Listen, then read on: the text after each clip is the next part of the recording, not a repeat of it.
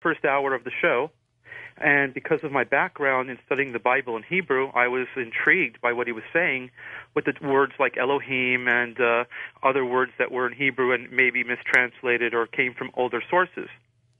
And so I bought his books, and I started to read the material, and I was blown away by what kind of information it had and how scholarly it was. His books are classics, aren't they, Eric? Well, they're incredible. And you know what? Back when I started in 97 with his stuff, he already had written about 7 or 8 books.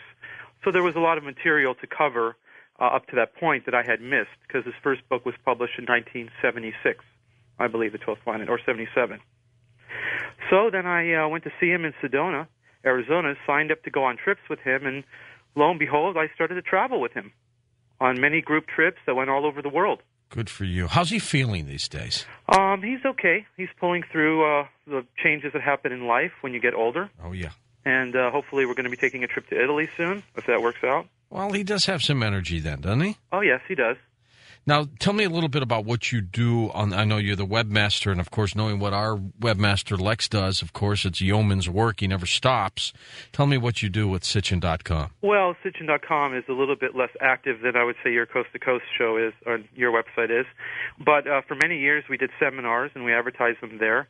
The website, Sitchin.com, is a platform for Zachariah to produce articles and keep people up to date with things that are being discovered, let's say on Mars, or different scientific discoveries with the Human Genome Project, and other things that he wrote about many, many years ago, or things that corroborate or confirm things that he studied on his own. Let's talk about some of his work, Eric, because I truly believe it is a classic work.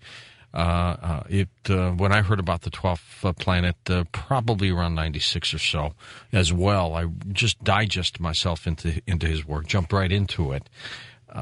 When you started studying it, I mean, how did you react to it? I mean, was it fascinating to you? Did you think, oh my gosh, this is a fairy tale? What happened? Well, it was actually like a light bulb going off in my head. And I realized that his basic premise, which is very simple, is that the ancients recorded the information that they had, and they didn't write fantasies or create fiction. They simply recorded things as the best way they could speak them or describe them in written form, using old language and sometimes poetry and things like this. So it sounded fantastical to many people, but when I saw how he went backwards through the language tree and corroborated some of the mistranslations with the original meanings of words, I knew that I had found an author who really was on top of his game and his material. Because basically what we find is that when you go through the record, you could find the originating source of most words and stories.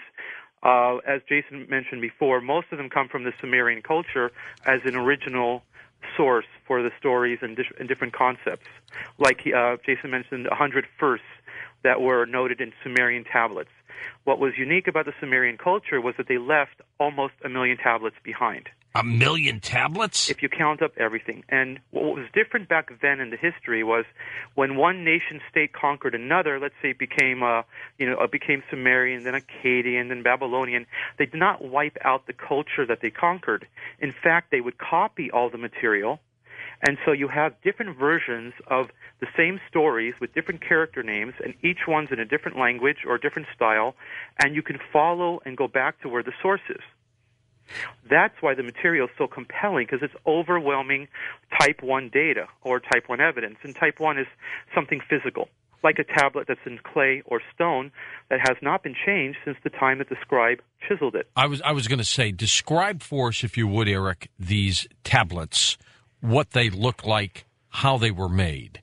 Well, very simple. By the way, if anybody has access to a website, on my site, ericparker.com, I have on the website called webradio.htm is different And that's slides. Eric with a K. That's right? correct, yeah, Eric Parker with a K in all Ks. Basically, you're talking about tablets that are the size of pieces of paper, 8.5 by 11, up to the sizes of, pillow sizes of tablets that they carved stories on, and they carved transactions on, like I sold you some sheep, and, we did some land transaction. Most of them are these kind of administrative tablets. But remember, back then, if the king wanted to get out his edict and tell a story or give some rules or laws, it had to be copied throughout the kingdom. So he would put on these tablets whatever he wants. Made out of what? either clay or stone. Okay. And so they will survive in their original form until they're broken or smashed or, cave in some cases, destroys it. It's not like a piece of paper, like our books. If you just sit around with the books for a few hundred years and you try to look at them, they will fall apart. Fall apart, sure. So what you've got is the original form that the scribe wrote, and it's chiseled, and with the clay, they used the stylus while the clay was wet.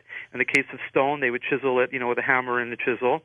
And you have the most amazing stories that we are all familiar with today, but we're familiar with them from the Bible.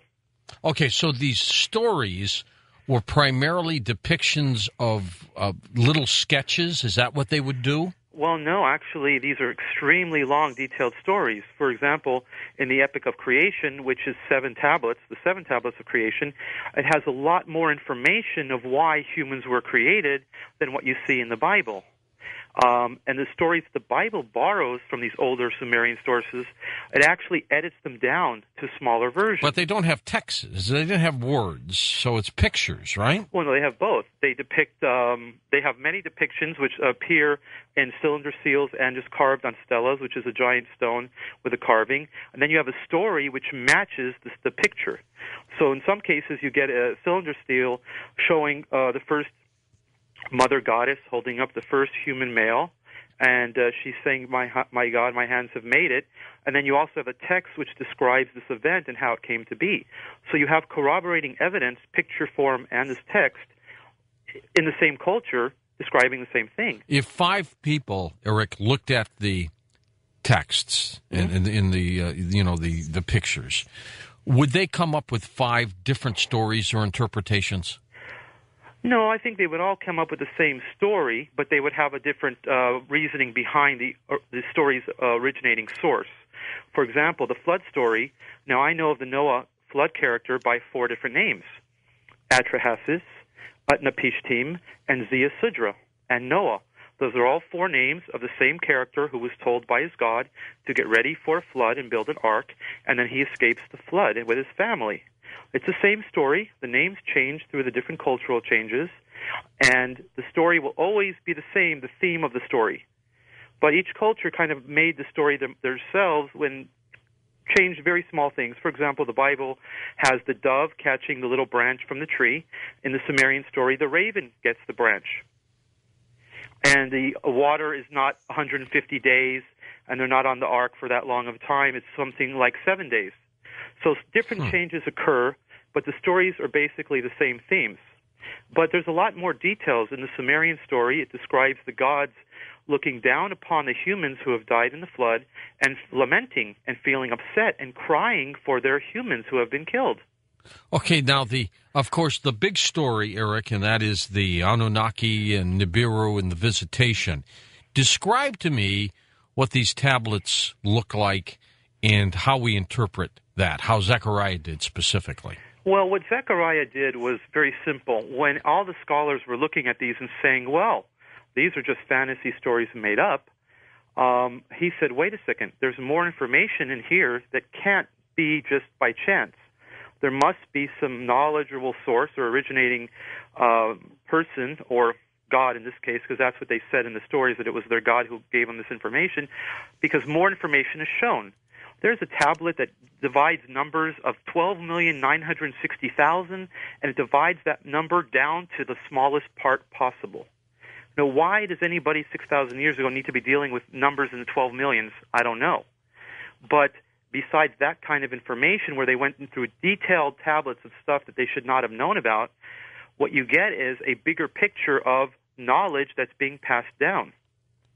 Now, I'm not saying that everybody of the culture knew this information. We know at least 2 people knew it. The God who then transcribed it to a scribe, and the scribe who wrote it. We don't know if everybody in the culture knew this stuff. All right. The Abydos tablets, you've seen those, right, from Egypt? Yes, the glyphs that look like helicopters and spaceships and everything else. Mm-hmm. Do some of the Sumerian texts and tablets have those kinds of depictions on them? Oh, yes. There's many ancient depictions of sky vehicles, and also the characters. See, what you get is, for example, Inanna Ishtar. You get her being described as a flyer. You get the description of what she puts on, her gear, and then